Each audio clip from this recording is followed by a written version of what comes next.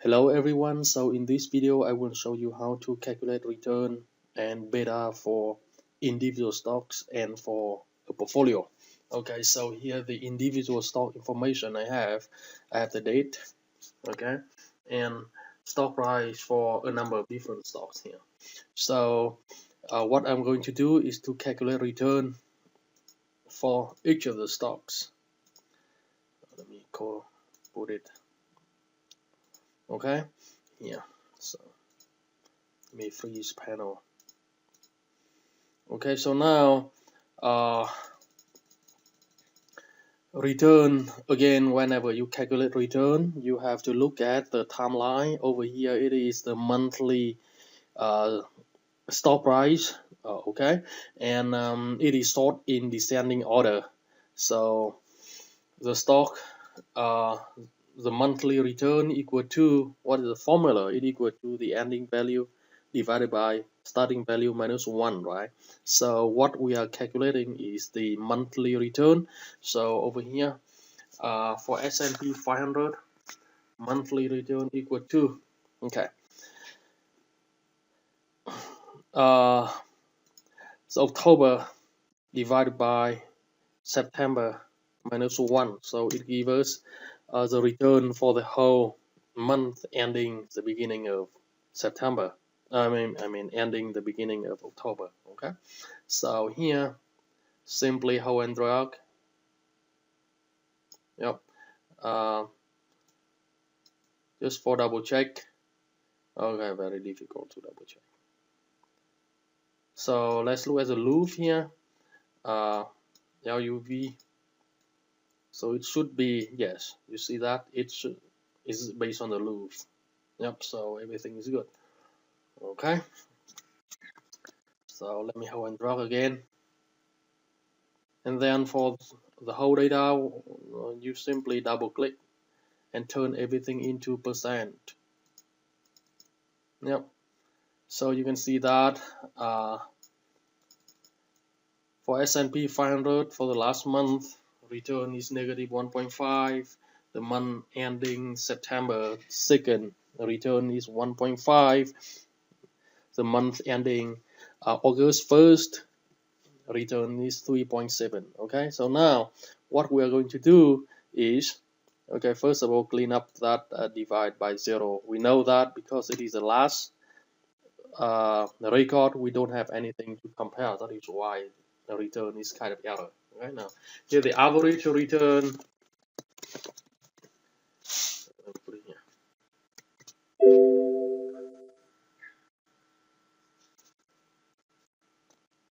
Average return.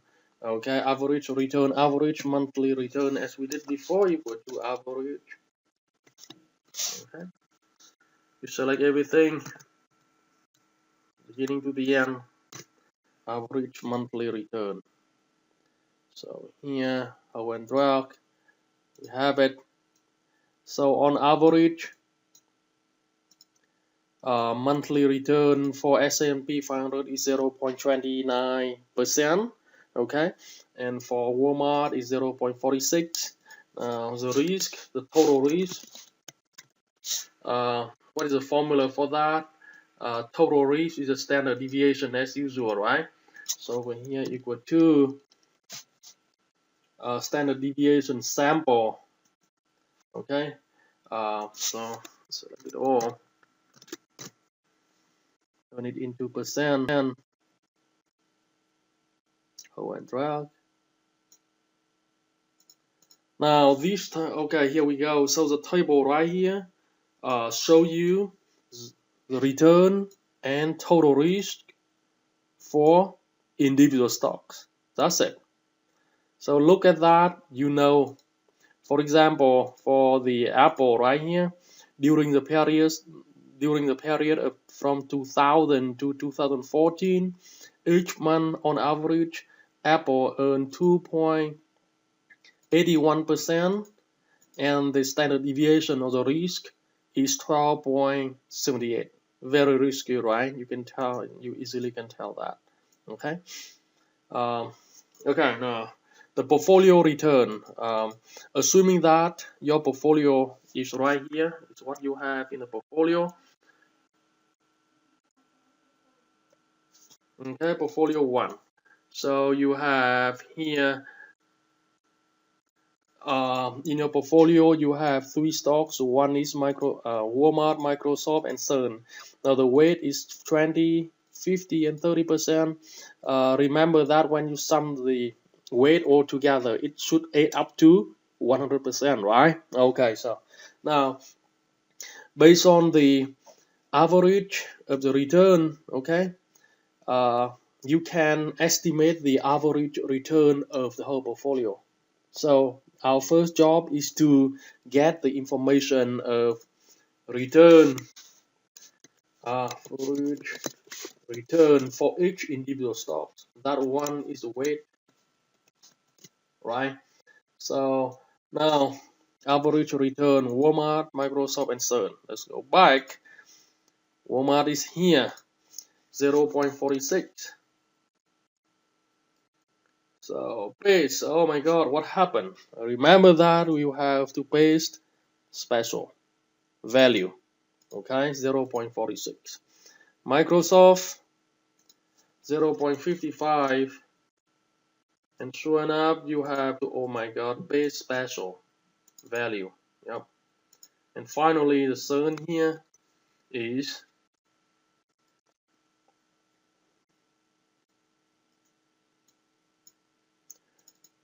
yep. Now the average return, if you still remember the formula, that's good. If not, the weighted return is equal to, okay, you take the weight multiply by the return for that stocks. So oops, okay, so let's now it look better. Okay, so now whole and drag, so and total return equal to the sum of those individual components. So here we go. So the average monthly return for this portfolio is 1.12%. Okay, again this portfolio devote 20% to Microsoft, 20% to Walmart, 50% to Microsoft, and 30% to CERN. Here the average of individual stocks, and the product here is a contribution of each stocks for the total return. So during a month on average, Microsoft contributes 0.26% to the portfolio, CERN contribute like 0.76, Walmart contributes 0.09, and all in all, the portfolio return is the sum of those factors equal to 1.12%. Okay. Now the contribution of each stocks into the portfolio return depends on 2 things. One is how much you invest in these stocks.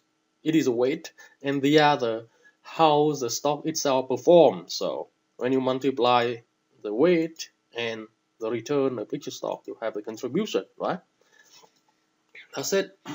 Okay, you can easily, I mean, given you know that formula, you can easily calculate whatever portfolio as long as the weight is provided.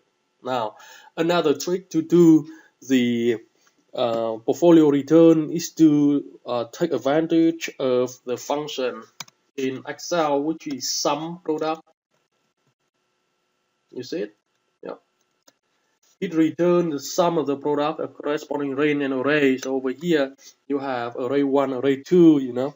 So the 2 array you have to clarify is first of all the weight. Yeah, you see that? Put it comma, and the second array is the average return.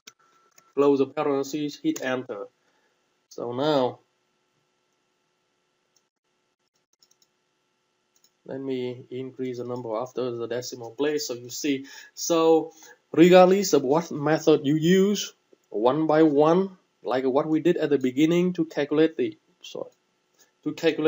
each component and sum them up, or you use the sum product function, it will give you the same return. So whatever way you prefer. Okay. That's what we do.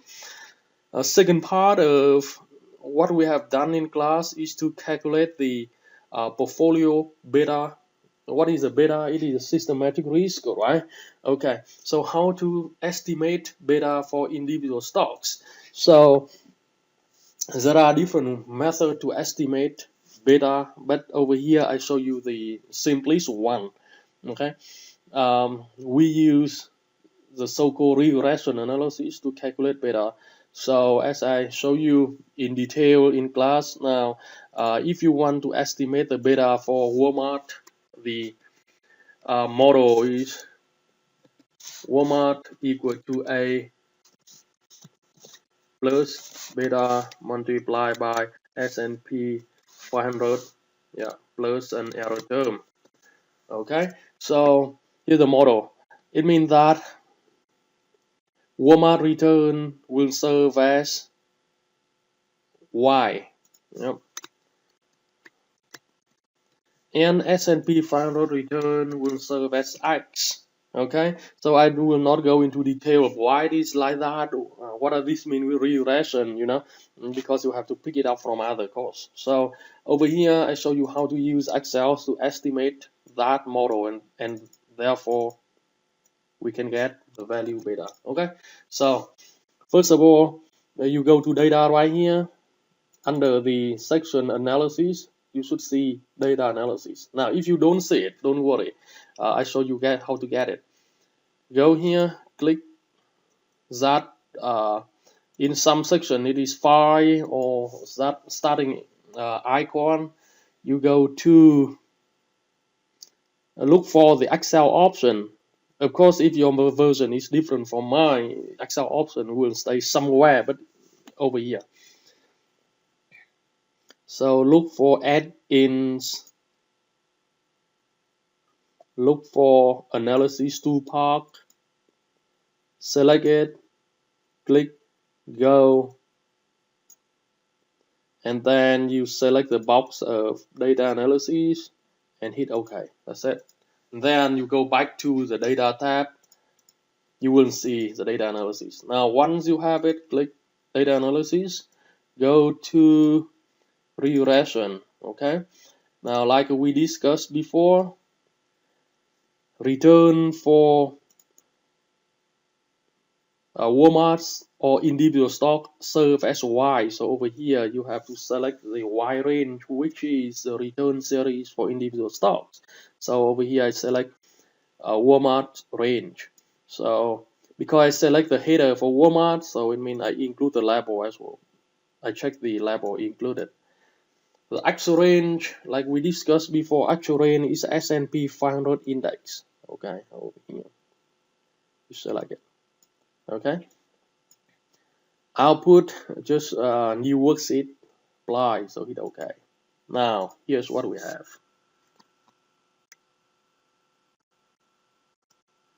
Let me insert it so it will stay right in the middle for you.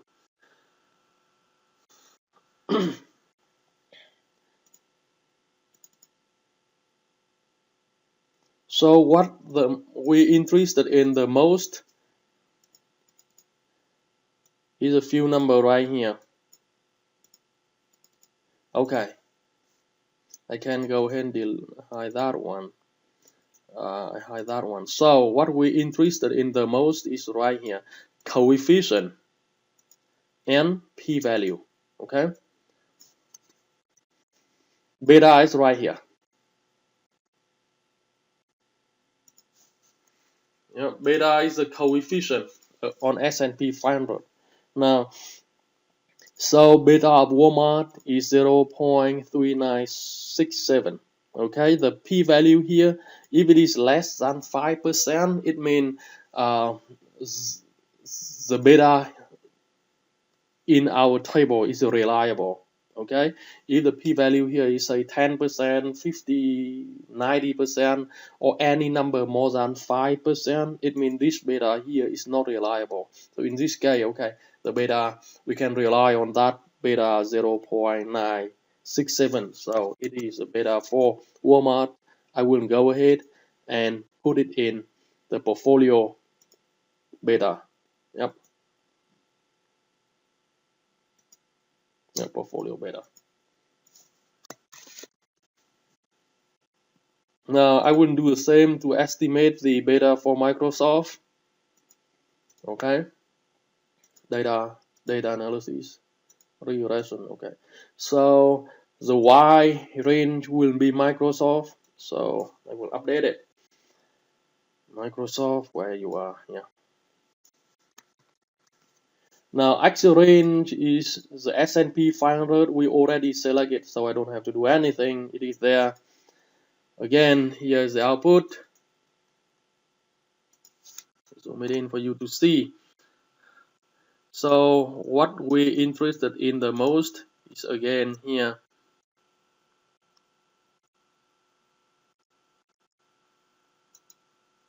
Yep. So the the coefficient is 1.72 and 5. This number. So it is the beta for Microsoft. I put it to here. The beta for Microsoft, and of course the last thing I do is for CERN. Okay, data analysis, regression. Okay, here we go. I just select CERN. From here, again you have to start with the cell having number, right? All the way going up. It is CERN. Okay, let's click OK, and so here we have it. The coefficient is 0.6555. So I put it in here. Let me delete that one. So okay. So now we have beta.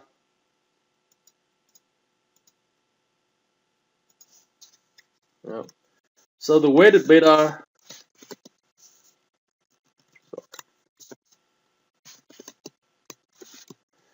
Just like the weighted return, surprisingly, huh? So over here it equal to the weight multiplied by individual beta here. And therefore, you can sum those components up. So the beta for the portfolio is 0.86. Yep. Here the weighted return, you multiply weight with return. Here's the weighted beta, you multiply weight with individual beta and sum it up. Yeah. Sure enough, you can use the sum product. So if sum product here, the first series is weight, comma, second series is individual beta, close parentheses here. Yep, so they give you the same answer. So here the beta. Okay. Okay, so what I did is to show you how to calculate individual stock return, individual stock average return, total risk, and then we move on to the beta, and then we move on to portfolio return and portfolio beta. And that's it for this video. Thank you.